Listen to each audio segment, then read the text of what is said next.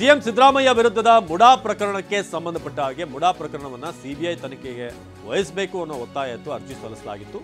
ಆದರೆ ಈಗ ಅರ್ಜಿ ವಿಚಾರಣೆ ಮುಂದೂಡಲಾಗಿದೆ. ಡಿಸೆಂಬರ್ 10ಕ್ಕೆ ಅರ್ಜಿ ವಿಚಾರಣೆಯನ್ನ ಹೈಕೋರ್ಟ್ ಮುಂದೂಡಿದೆ. ಅರ್ಜಿ ವಿಚಾರಣೆಯನ್ನ ಮುಂದೂಡುವಂತೆ ದುಷ್ಯಂತ್ ದವೆ ಮನವಿ ಮಾಡಿದ್ದಾರೆ. ದೇವರಾಜು ಪರ ಹಿರಿಯ ವಕೀಲ ದುಷ್ಯಂತ್ ದವೆ ಮನವಿ ಮಾಡಿದ್ರು. ಸಿಬಿಐ ತನಿಖೆ ಕೋರಿ ಅರ್ಜಿ ಸಲ್ಲಿಸಿದ್ದ ಸ್ನೇಹಮಯಿ ಕೃಷ್ಣ. ಅವರ ಅರ್ಜಿ ಏನಿದೆ, ಆ ಒಂದು ಅರ್ಜಿಯನ್ನು ಸದ್ಯಕ್ಕೆ ಡಿಸೆಂಬರ್ 10ನೇ ತಾರೀಕಿಗೆ ವಿಚಾರಣೆಯನ್ನು ಮುಂದೂಡಲಾಗಿದೆ. ಸಿಎಂ ಸಿದ್ದರಾಮಯ್ಯ ವಿರುದ್ಧದ ಮುಡಾ ಪ್ರಕರಣಕ್ಕೆ ಸಂಬಂಧಪಟ್ಟ ಹಾಗೆ ದೂರುದಾರರು ಹೇಳಿದ್ದೇನು ಅಂತಂದ್ರೆ ಸಿಬಿಐ ತನಿಖೆಗೆ ವಹಿಸಬೇಕು ಅನ್ನೋದನ್ನ ತಿಳಿಸಲಾಗಿತ್ತು. ಅರ್ಜಿ ಮುಂದೂಡಿಕೆ ಆಗಿದ್ದ ಸದ್ಯಕ್ಕೆ ಅರ್ಜಿ ವಿಚಾರಣೆ ಇವತ್ತು ಕೈಗೆತ್ತಿಕೊಳ್ಳಲಾಗಿತ್ತು. ಆದರೆ ಡಿಸೆಂಬರ್ 10ಕ್ಕೆ ಅರ್ಜಿ ವಿಚಾರಣೆಯನ್ನು ಮುಂದೂಡಲಾಗಿದೆ. ಅಂದರೆ ಅದಕ್ಕೆ ಕಾರಣ ಅಲ್ಲಿ ಮನವಿ ಸಲ್ಲಿಸಲಾಯಿತು, ದಯವಿಟ್ಟು ಈ ಅರ್ಜಿ ವಿಚಾರಣೆಯನ್ನು ಮುಂದೂಡಿ ಅಂತ ದುಷ್ಯಂತ್ ದವೆ ಹಿರಿಯ ವಕೀಲರು ಅಲ್ಲಿ ಮನವಿ ಮಾಡಿಕೊಂಡ್ರು. ದೇವರಾಜು ಅವರ ಪರ ಹಿರಿಯ ವಕೀಲರು ಏನು ಈ ಆಸ್ತಿಯನ್ನು ಕೊಟ್ಟಿದ್ರಲ್ಲ ಮಲ್ಲಿಕಾರ್ಜುನ ಸ್ವಾಮಿ ಅವರಿಗೆ, ಅವರು ನಾವು ಲೋಕಾಯುಕ್ತ ವರದಿಯು ಇಂದು ಸಲ್ಲಿಕೆ ಆಗಿಲ್ಲ. ಡಿಸೆಂಬರ್ 10ನೇ ತಾರೀಕು ವರದಿ ಸಲ್ಲಿಸಲಿರುವಂತಹ ಲೋಕಾಯುಕ್ತ ಮಧ್ಯಂತರ ವರದಿಯನ್ನ ಹೈಕೋರ್ಟ್ಗೆ ಸಲ್ಲಿಸಬೇಕಾಗಿತ್ತು. ಆದರೆ ತನಿಖಾ ಪ್ರಗತಿ ವರದಿ ಸಲ್ಲಿಸುವಂತೆ ಹೈಕೋರ್ಟ್ ಎಂದು ಸೂಚನೆಯನ್ನು ಕೊಟ್ಟಿತ್ತು. ಈ ಆದೇಶ ಪ್ರಶ್ನಿಸುವ ಜಾಮೀನು ಮಾಲೀಕ ದೇವರಾಜ್ ಇದನ್ನ ಪ್ರಶ್ನೆ ಮಾಡಿದ್ದಾರೆ. ಅವರು ರಾಜ್ಯಪಾಲರ ಅನುಮತಿ ಎತ್ತಿ ಹಿಡಿದಿದ್ದ ತೀರ್ಪನ್ನು ಕೂಡ ಪ್ರಶ್ನೆ ಮಾಡಿದರು.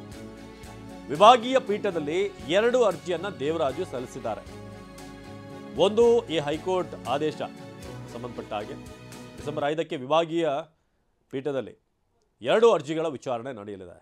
ಡಿಸೆಂಬರ್ 10ರಂದು ಸಿಬಿಐ ತನಿಖೆ ಕೋರಿರುವಂಥ ಅರ್ಜಿ ವಿಚಾರಣೆ ಎರಡೂ ಕೂಡ, ಒಂದು ಈ ರಾಜ್ಯಪಾಲರ ಅನುಮತಿ ಎತ್ತಿ ಹಿಡಿದಿದ್ದಂಥ ಒಂದು ತೀರ್ಪು ಏನಿದೆ ಅದನ್ನು ಪ್ರಶ್ನೆ ಮಾಡಿ, ಹಾಗೆ ಸಿಬಿಐ ತನಿಖೆ ಆಗಬೇಕು ಅನ್ನೋ ಒತ್ತಾಯ ಏನಿತ್ತು ಅಥವಾ ಅರ್ಜಿಯನ್ನು ಸಲ್ಲಿಸಿದ್ರು.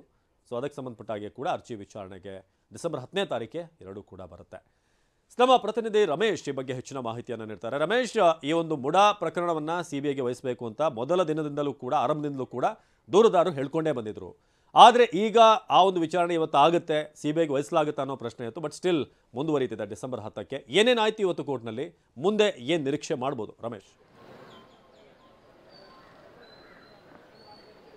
ಅವಿನಾಶ್, ಒಂದು ರೀತಿ ಈಗ ಸಿಎಂ ಸಿದ್ದರಾಮಯ್ಯ ಅವರ ಪರವಾಗಿ ದೇವರಾಜ್ ಅವರು ಬ್ಯಾಟಿಂಗ್ ಮಾಡ್ತಿದ್ದಾರಾ ಅನ್ನೋಂಥ ಪ್ರಶ್ನೆ ಎದುರಾಗಿದೆ. ಯಾಕೆ ಅಂತಂದರೆ ಈಗ ದೇವರಾಜ್ ಅವರು 2 ಪಿಟಿಷನನ್ನು 2 ರಿಟ್ ಅಪೀಲನ್ನು ಹೈಕೋರ್ಟ್ ವಿಭಾಗೀಯ ಪೀಠದಲ್ಲಿ ಸಲ್ಲಿಸಿದ್ದಾರೆ. ಆದರೆ 2 ಅರ್ಜಿಗಳ ಲಾಭ ನೇರವಾಗಿ ಸಿದ್ದರಾಮಯ್ಯ ಅವ್ರಿಗೇನೆ ಆಗುತ್ತೆ. ಯಾಕೆ ಅಂತಂದರೆ ಈಗ 2 ಆದೇಶಗಳನ್ನು ಚಾಲೆಂಜ್ ಮಾಡಿದ್ದಾರೆ ಹೈಕೋರ್ಟ್ ಏಕಸದಸ್ಯ ಪೀಠದ ಆದೇಶಗಳನ್ನು. ಒಂದು, ಹೈಕೋರ್ಟ್ ಏಕಸದಸ್ಯ ಪೀಠ ರಾಜ್ಯಪಾಲರ ಅನುಮತಿ, ತನಿಖೆಗೆ ನೀಡಿದ್ದಂಥ ಅನುಮತಿಯನ್ನು ಎತ್ತಿ ಹಿಡಿದಿತ್ತು. ಸೊ ಅದನ್ನು ಪ್ರಶ್ನೆ ಮಾಡಿ ಹೈಕೋರ್ಟ್ ವಿಭಾಗೀಯ ಪೀಠಕ್ಕೆ ದೇವರಾಜ್ ಅವರು ಮೇಲ್ಮನವಿಯನ್ನು ಸಲ್ಲಿಸಿದ್ದಾರೆ. ಅದೇ ರೀತಿ ಈಗ ಸಿಬಿಐ ತನಿಖೆ ಕೋರಿ ಸ್ನೇಹಮಯಿ ಕೃಷ್ಣ ಏನು ಅರ್ಜಿ ಸಲ್ಲಿಸಿದ್ದಾರೆ. ಆ ಅರ್ಜಿ ವಿಚಾರಣೆ ವೇಳೆ ಕಳೆದ ಬಾರಿ ಹೈಕೋರ್ಟ್ ಒಂದು ಆದೇಶವನ್ನು ಕೊಟ್ಟಿತ್ತು. ಲೋಕಾಯುಕ್ತ ಪೊಲೀಸರು ಇಲ್ಲಿವರೆಗೆ ಏನೇನು ಇನ್ವೆಸ್ಟಿಗೇಷನ್ ಮಾಡಿದ್ದಾರೆ ಆ ಇನ್ವೆಸ್ಟಿಗೇಷನ್ ಮೆಟೀರಿಯಲ್ಸನ್ನು ಹೈಕೋರ್ಟ್ಗೆ ಸಲ್ಲಿಸಬೇಕು ಅಂತೇಳಿ ಸೂಚನೆಯನ್ನು ಕೊಟ್ಟಿತ್ತು. ಸೊ ಈ ಆದೇಶವನ್ನು ಪ್ರಶ್ನಿಸಿ ಕೂಡ ಹೈಕೋರ್ಟ್ ವಿಭಾಗೀಯ ಪೀಠದಲ್ಲಿ ಮೇಲ್ಮನವಿ ಸಲ್ಲಿಸಿದ್ದಾರೆ.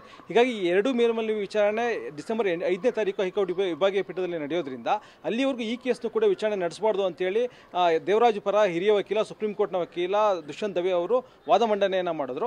ಯಾಕೆ ಅಂತಂದ್ರೆ ಅಲ್ಲಿ ಏನು ಆದೇಶ ಆಗುತ್ತೆ ಅದರ ಪರಿಣಾಮ ಈ ಕೇಸ್ ಮೇಲೂ ಕೂಡ ಆಗೋದ್ರಿಂದ ಈ ಕೇಸ್ನ ವಿಚಾರಣೆಯನ್ನು ಮುಂದೂಡಬೇಕು ಅಂತೇಳಿ ಮನವಿಯನ್ನು ಮಾಡಿದ್ರು.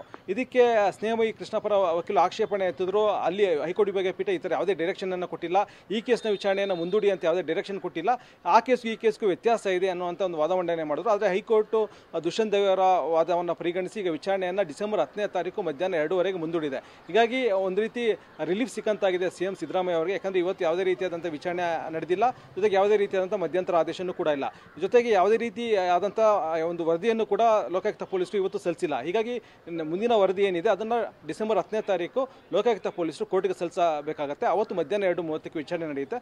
ಅದಾದಮೇಲೆ ಸಿದ್ದರಾಮಯ್ಯ ಅವರ ಭವಿಷ್ಯ ನಿರ್ಧಾರ ಆಗುತ್ತೆ. ಸಿಎಂ ಸಿದ್ದರಾಮಯ್ಯ ಅಂದರೆ ಸಿಬಿಐ ತನಿಖೆ ಕೊಡಬೇಕಾ ಬೇಡವಾ ಅನ್ನೋದ್ರ ಬಗ್ಗೆ ಕೋರ್ಟ್ ತೀರ್ಮಾನ ಮಾಡುತ್ತೆ. ರಮೇಶ್, ಹಾಗೆ ಸಂಪರ್ಕದಲ್ಲಿರಿ, ಇನ್ನಷ್ಟು ಮಾಹಿತಿಯನ್ನು ಮುಂದಿನ ವಿಚಾರಕ್ಕೆ ಸಂಬಂಧಪಟ್ಟ ಹಾಗೆ ತೆಗೆದುಕೊಳ್ಳೋಣ. ಇದು ಸಿಬಿಐಗೆ ಏನಾದರೂ ಹೋದರೆ ಏನಾಗುತ್ತೆ, ಈ ತನಿಖೆ ಆಯಾಮ ಹೇಗೆ ಟರ್ನ್ ಆಗುತ್ತೆ ಅನ್ನೋದ್ರ ಬಗ್ಗೆ ಕುತೂಹಲ ಇದೆ. ಇನ್ನೊಂದು ಕಡೆ ಮಧ್ಯಂತರ ವರದಿ ಕೂಡ ಲೋಕಾಯುಕ್ತ ಕಡೆಯಿಂದ ಬರಬೇಕು.